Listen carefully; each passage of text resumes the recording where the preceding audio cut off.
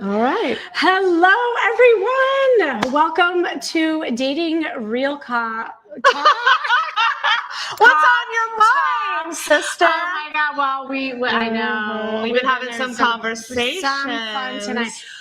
Welcome to Dating Real Talk. I am your host, Kimmy Seltzer, and my co-host, Allison Melody. Hello, everyone. And we actually have a bonus edition tonight. I'm super excited about where we are. Where are we? We're in our second mansion of the week. I know. We're manifesting mansions this week. I just came out of my Golden Bachelor experience dating retreat. That was in a mansion. It wasn't the mansion, but people thought it was. I know. People slid into my DMs and you're like, you're at the actual mansion. I was like, yes, I am. I'm at the Golden Bachelor mansion. And does it really matter? A mansion is a mansion. Yeah. But what was happening in the mansion was definitely different. As I always say, it was really about transformation, not elimination. And everyone got a rose. Everyone was transformed. They came in scared. Well, you saw it, right? Because you were filming a lot of it. Trepidatious, not sure like how they felt, and also not really understanding why they weren't finding love. Mm-hmm. And we took them through a whole process of dancing and letting go and things about getting out of their head and into their body. Mm-hmm. And more importantly, there were some breakdowns that helped with breakthroughs, and it was just beautiful to watch. So now we are approaching the finale of the Golden Bachelor, where we are about to find out who Mel picks. Oh my gosh, who's it going to be? Is it going to be Cindy? Are you staying with your, and we had an opinion, but I feel like it keeps switching. I've been Cindy Peg. No, I think I'm back to Cindy, but I don't know. Oh, you are? I think so. Okay. Well, we'll be finding out very soon. But we are at a watch party. I'm super excited. So you hear kind of the noise in the background. We have amazing people in the house. It's small, it's intimate, and I have somebody very special. I heard there was a Golden Bachelorette here tonight, Kimmy. Yes, you heard right. Oh my gosh, I can't wait. Who is it? Golden's in the house. And she is not only like beautiful, but like I've gotten to know her in 24 hours, and I'm just amazed at what a beautiful person she is. So I'm super excited to introduce her to you all.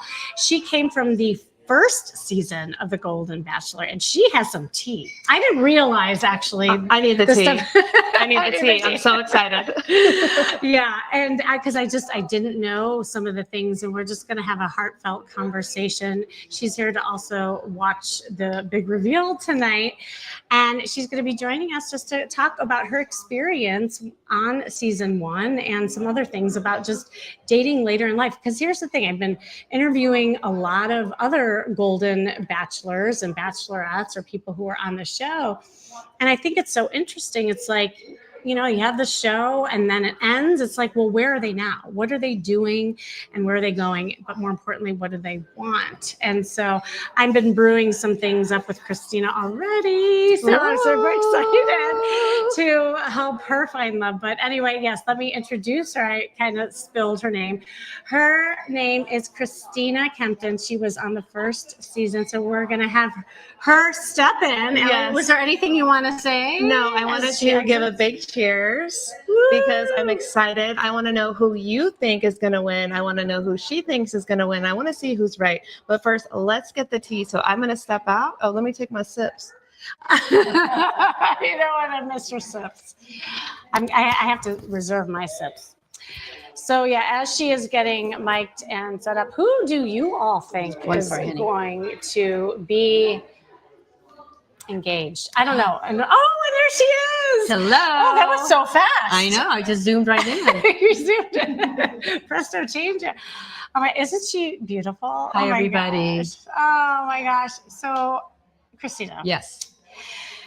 Well, we were talking off air, obviously, and just about some of your experience on the first episode. But I don't know like your whole story. We were talking a little bit.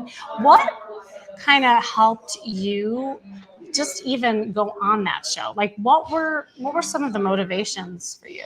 Because I'm at the time the show started, so I had applied for the show before COVID, and I had gotten to like round 3 and was very excited, and then COVID happened, and if you were 65 or over, you were going to die. So I figured that it was never going to happen again, and I was really disappointed because I was looking forward to it. And then they came back again and said, you need to reapply, and I said, oh, well, I'm 73. I don't think I should. I think I was 72. And they go, oh no, we're going to 75. And I was like, oh my God, that's so wonderful. And I was motivated because I've tried dating, I've done all this, and it's like, why not try this? And then when Gary came out on the, what was it on? Good Morning America, literally everything he said was something that was of interest to me. Thought he was very handsome. I was very attracted to him.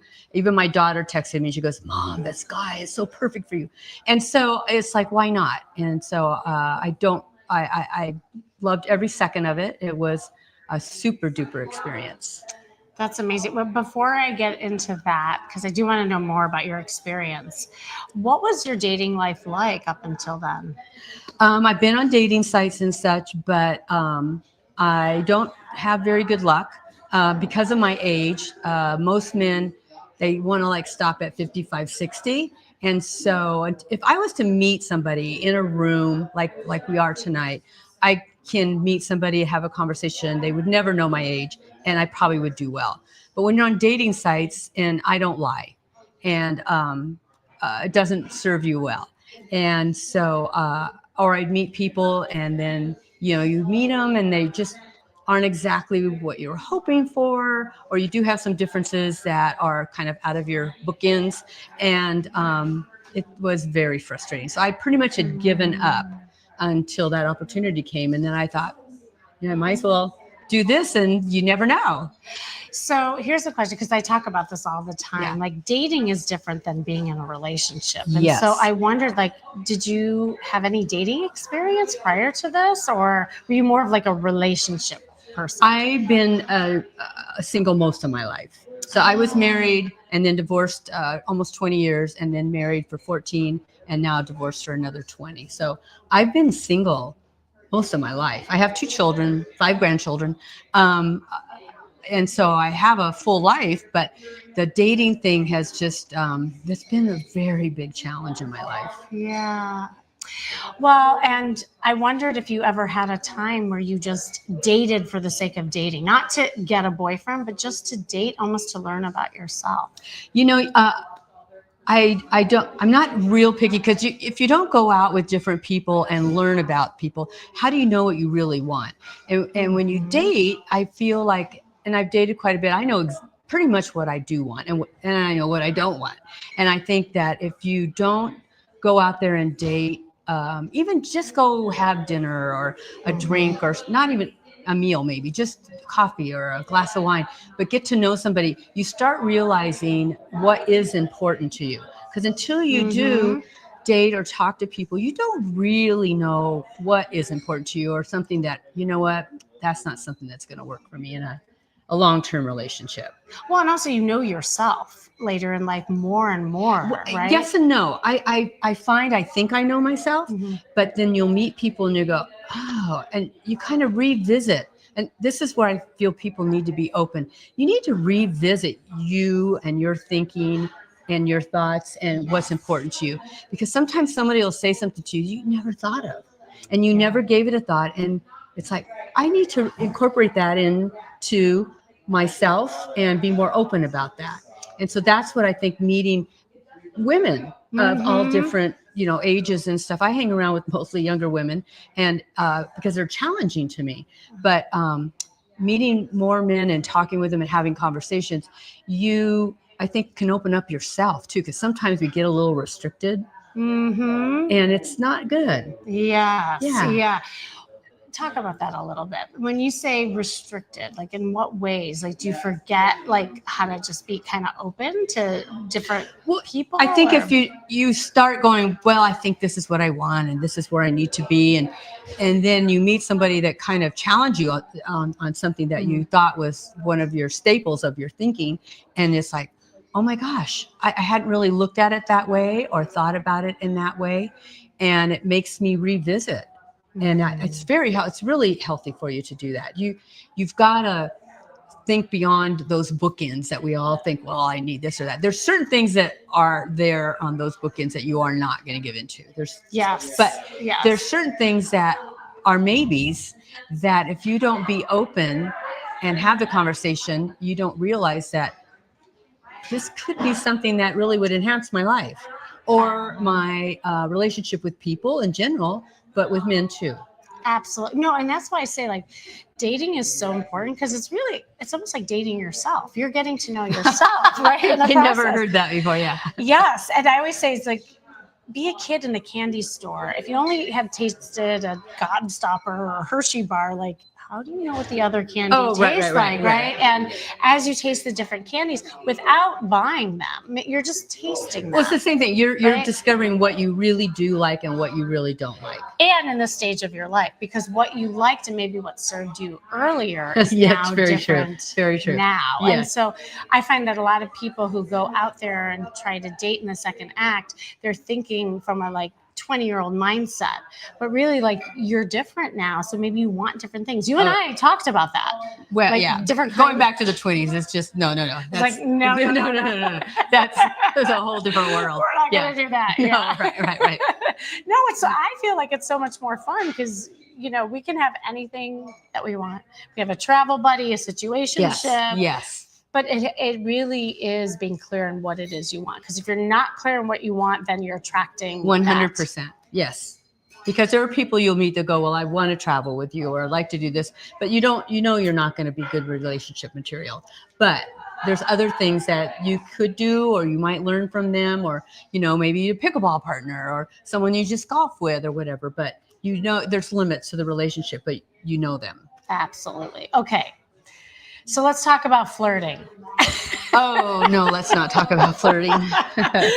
Yes, we are because we had a little sidebar before this. Yeah. And so tell me, what is hard about flirting for you? I'm not sure. When you dated when you were younger, stuff, you really didn't need to.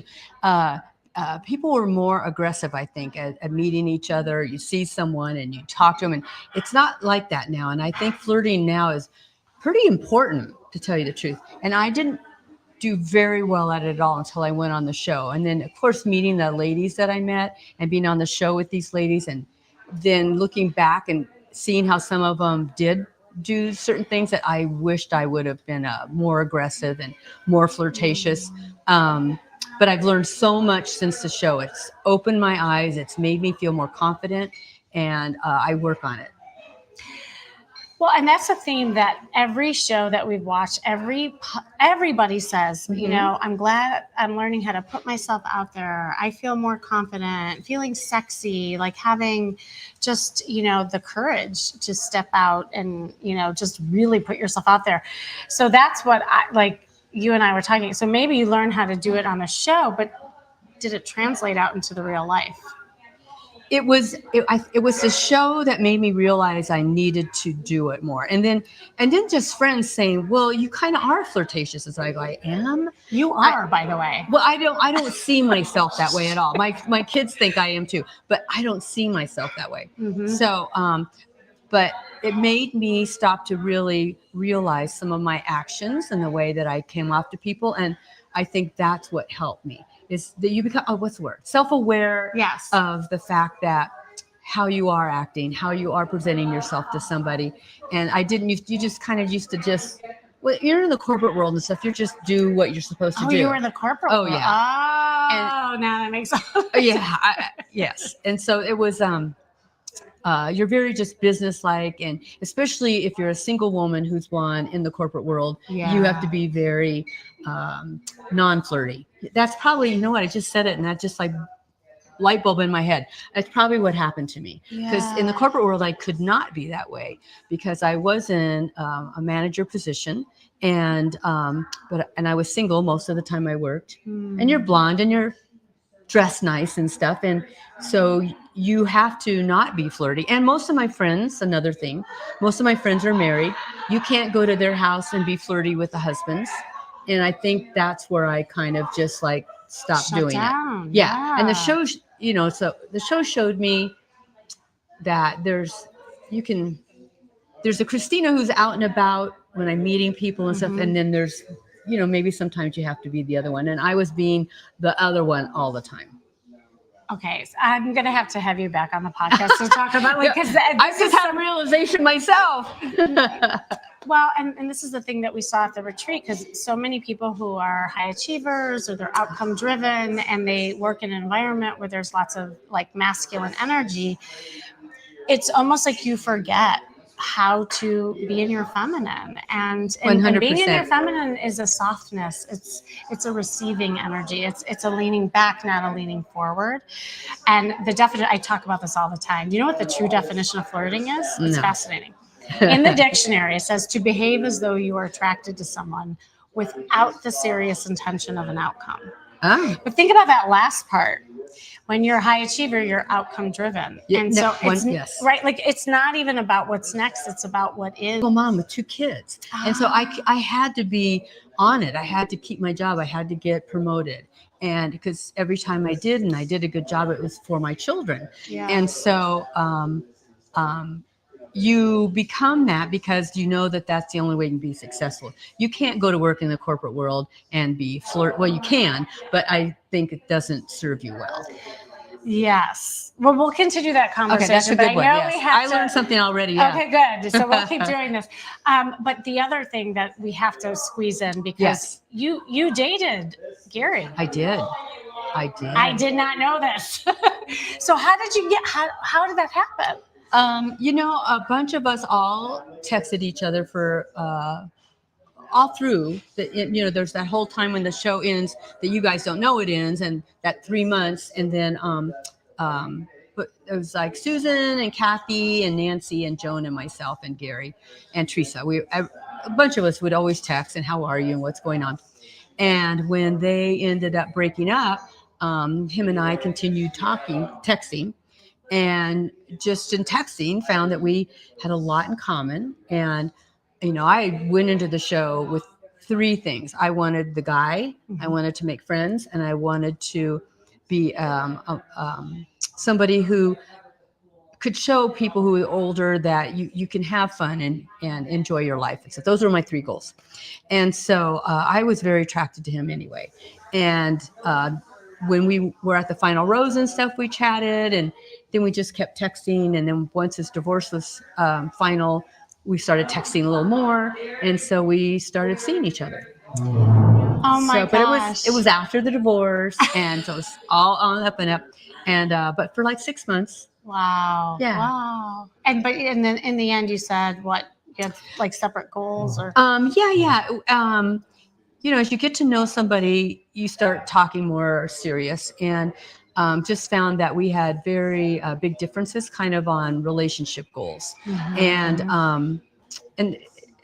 everything else was great, and we really, really did like each other. But that was something that it was my decision to not continue the relationship. So I just had different ways I wanted my life and my world to go. And, he had to do what he had to do. But it was a really lovely experience. I don't regret it at all. That's amazing. And you must have done some flirting with that. Well, obviously. Yeah, obviously. Yeah. That would not have happened. There had to be. Otherwise, you would just remain friends. Well, yeah. We definitely will continue the conversation.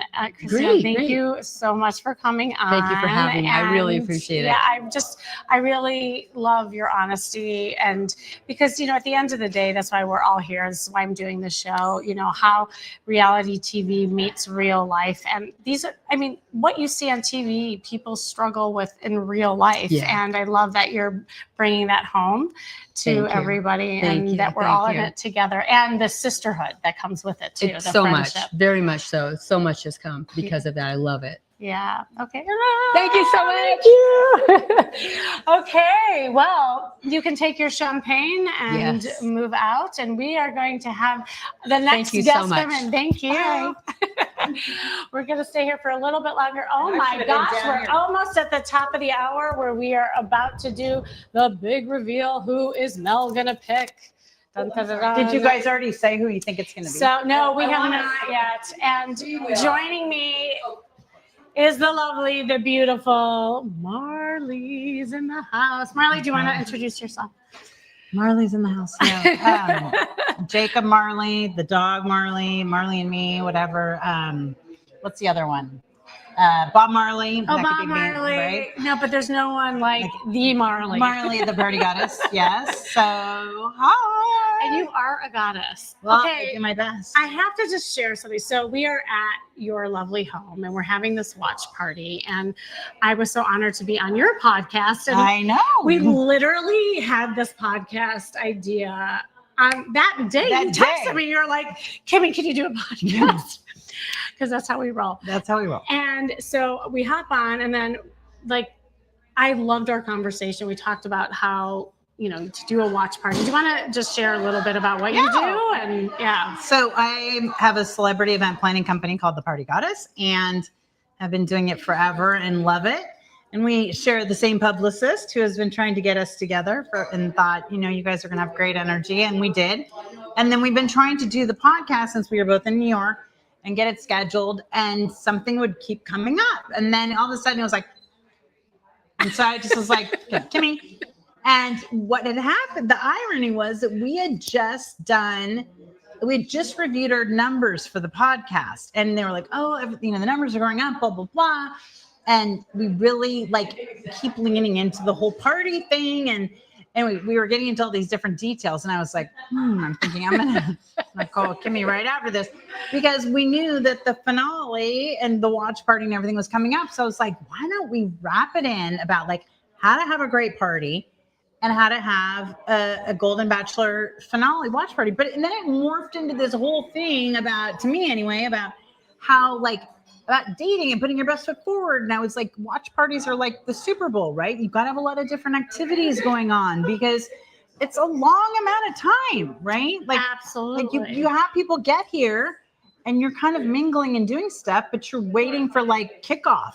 You know? Oh my God, 100%. And then Right? I was saying how it is so true, like right before a date, like how we prepare, how we dress up, you know, getting into the energy and, you know, the whole like kind of party energy of it all, and how we also like just exude just that like creativity, because also like what I know, what attracts people to people is being playful. And we're like, you have a lot of things that we're about to do. Like I saw bingo cards. We have our bingo cards. We have stuff going on here. Well, because unlike the Super Bowl where you actually want to watch the commercials, I don't think that the Golden Bachelor commercials are supposed to be like something really fabulous. Okay, so I was like, we need to have some activities and we need to have some kind of like photo ops and stuff like that. So that we can have some fun. And I can't imagine people getting bored, but just in case, I'm always worried. The other thing that I was just thinking about, we put it together so fast. This was literally a week ago. Then I had my dating retreat, and I'm like, Marley, are you sure we can do this?